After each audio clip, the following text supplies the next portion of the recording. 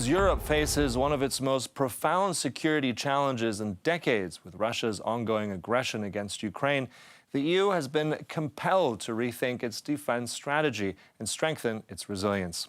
At the heart of this transformation is Andrius Kubilius, the new Commissioner for Defense and Space, who plays a key role in spearheading the EU's response to these threats. Tasked with enhancing Europe's defense industrial base and leveraging cutting-edge technologies, Kubilius represents Ursula von der Leyen's commitment to a stronger, more secure union.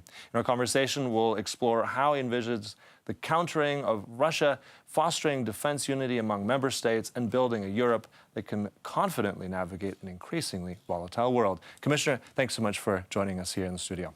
My pleasure. Now, you said during your hearing, Russia can produce within 6 months everything that Germany has in its stocks. That should be a warning signal to all of us. Do you think that's something that you can convince the rest of Europe to listen to? Well, I think that Europe is really coming to some kind of common understanding of the threats. Because I was in some way positively surprised that my mission letter starts with the language that we need to draft white paper on European defense, which should define the measures which we need to implement in order to be ready to meet most extreme military contingencies. That language comes from Commission President Ursula von der Leyen. Most extreme military contingencies, in a more, how to say, traditional language would mean, possibility of military aggression. Second, I was using this those numbers from the Kiel Institute report that Russia is able during 6 months to produce everything what German army has in its stocks. Now I hear that Mark Rutte, new General Secretary of NATO, is using similar numbers while saying that Russia during 3 months period is able to produce everything what EU, all the member states, are able to produce during 1 year. Mm-hmm. So those numbers are really showing that we are facing big challenge, and we need to ramp up production. We need to ramp up our development of our capabilities to defend ourselves. Because if to look into data or predictions, which publicly, for example, German intelligence services is speaking to members of Bundestag that Russia can be ready to test us before 2030. That makes the whole picture, really challenging us. Mm-hmm. I mean, you mentioned numbers, and I think that's also something really key here. I mean, the kind of capacity that we have to build up, that you would like to build up with this commission as well, I mean, it's gargantuan. I think just recently you said that 500 billion euros will be needed for a common air defense shield. We're looking at also raising well over several hundred billion as well for mobility across Europe. But if I look at some of the funds that are earmarked for the next major budget of the EU from 21 to 27, I mean, we're looking at the MFA of 10 billion roughly for defense. So, I mean, big ambitions, but how are we going to raise that?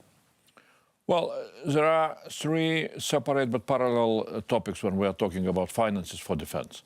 One is next MFF, where we expect that the numbers will be much larger than now. We have just 10 billion. But those numbers in next MFF, again, will be larger, but not, not impossible. I mean, we need to see that the whole next MFF will be around of 1 trillion euros. So we cannot pretend for, for several hundred billions. What we are looking, second topic is we're looking for additional defense funding possibilities before next MFF will come, because next MFF will come only in 2028. It's too late. If we are talking about Russian possibilities to be prepared for military aggression in 2030 or earlier, then we need to find a way how we can raise defense spending earlier than next MFF. And that is where we are talking about 500 billion package. This is Draghi report language. This is what Commission President spoke to Council earlier in June. 500 billion to be spent on defense during next 10 years.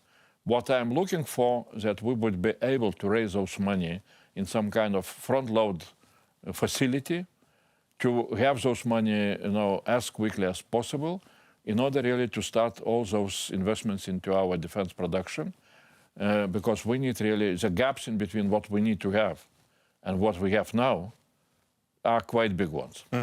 But you speak about front-loading, people and governments, national governments paying even more. If I look at the comparison to NATO right now, we're barely, some of those countries barely scratching that 2% marker on GDP defense. That's been ongoing. Yes, it's risen, but still, if we look at some of those countries, your own country included, spending over almost 3%, Poland leading the way, 4%, France and Germany barely at 2%, and then big ones like Italy and Spain, well below 1%. But here you're asking, front-loading, asking governments across the European Union to put up even more cash. How are you going to do that?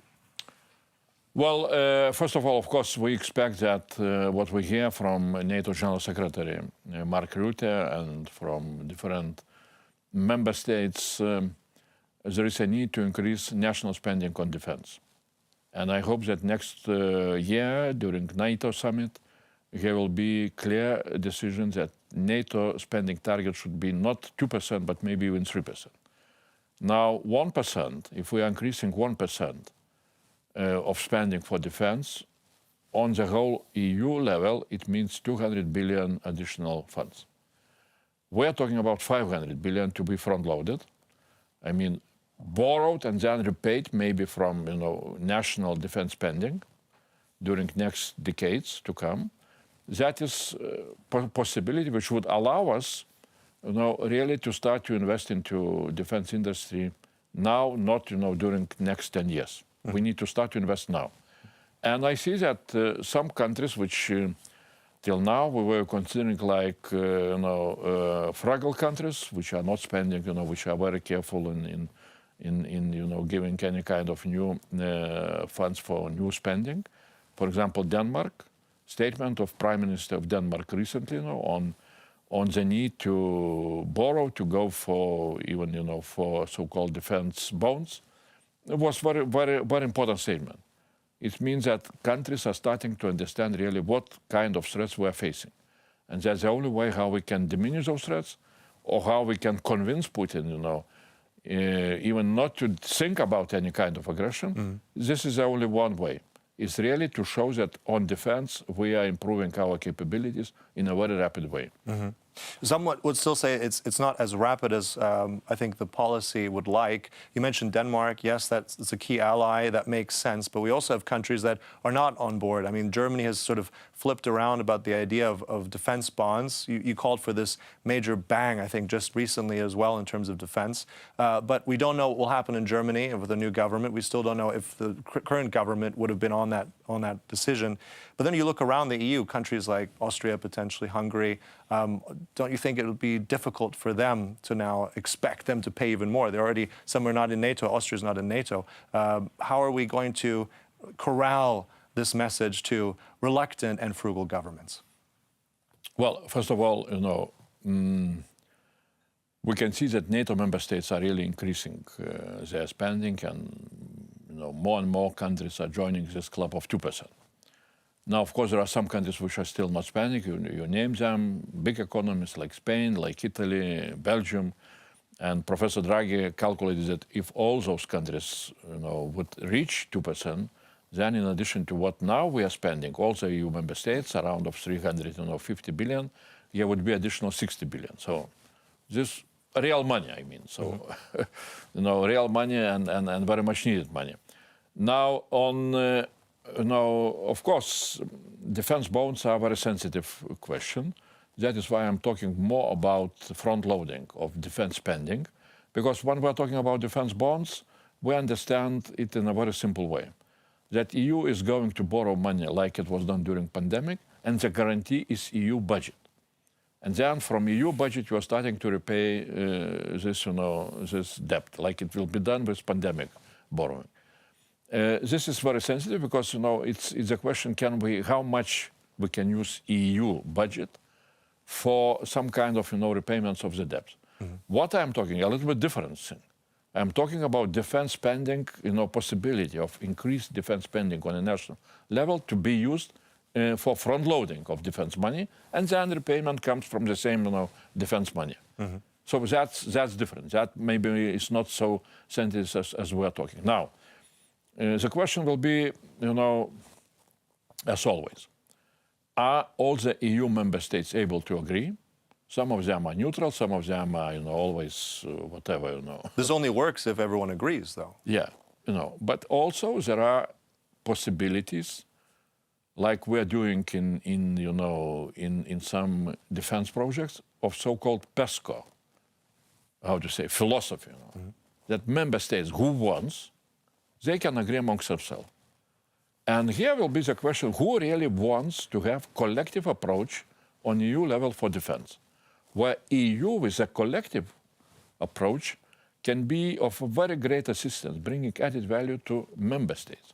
Because first of all, if we are going to procure with a joint procurement, big aggregated demand of whatever, weapons, artillery, barrels or infantry vehicles, definitely we are giving good, service to industry, because industry knows they are getting, long-term contracts, what is most important for them, in order for them to be, not afraid to expand their production capacities.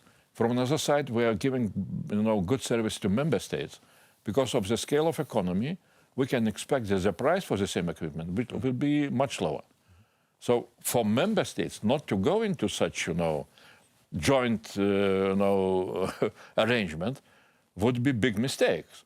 And I would be very happy if, the voters would understand that. Okay. Very simple difference, and maybe they would start to ask the questions to the governments. Why you are not going into some kind of this collective approach?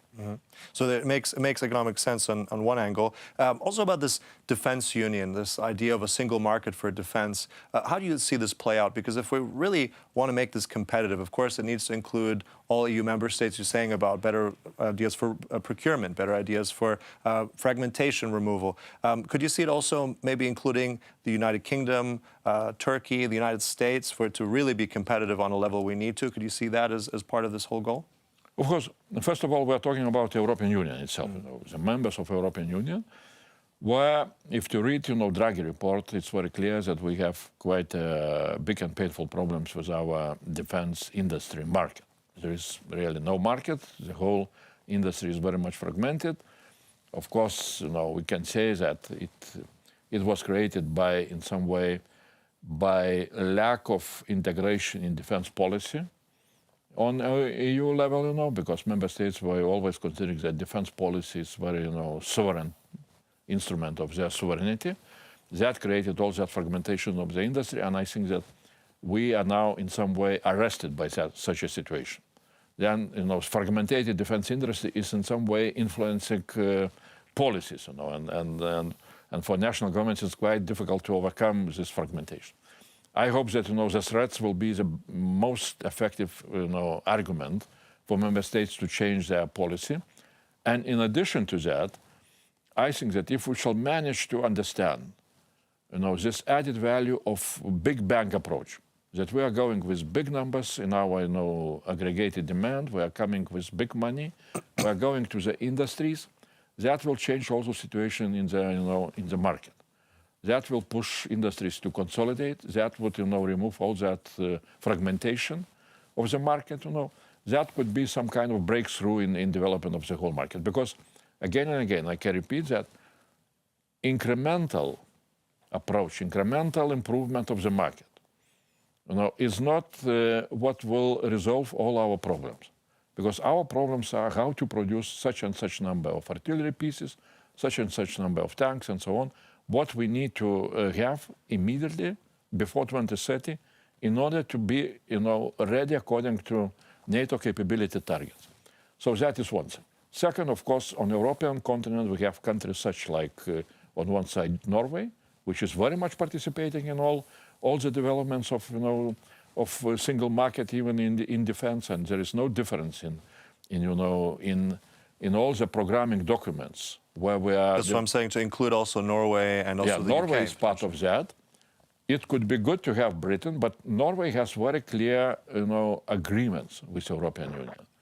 So in order to have, also Great Britain participating in the same level as Norway, we need to have some kind of agreements. I'm not saying the same agreements like with Norway, but we need to have some kind of agreements with Britain. with Great Britain. Of course, this is not my portfolio directly, but I'm ready to engage with defense people from Great Britain government and to look into what we can do. With the United States, we need to really, this is our most important strategic partner in our defense, and we need to find a common language on how we are going to develop our, defense capabilities on both sides of Atlantic, because what we see as a challenge is not just Russia, which is threatening. Russia now is in clear axis of authoritarian countries, Iran, North Korea, China is not far away. So the only way how we can respond to that challenge of such an axis, to have axis of democracies. Just one final quick point. Space is also in this portfolio. Tell us briefly why this matters and what this also means in terms of making Europe more competitive in terms of the defense industry. Space is very important both for defense and security, but also as very important service provider for civilian purposes. I can just remind that, for example, Galileo, which is giving this positioning service, or as we call sometimes GPS service, is the best service provider globally. We have 3 times more precise positioning service than if to compare with American, similar technologies. And Galileo has 5 billion consumers worldwide.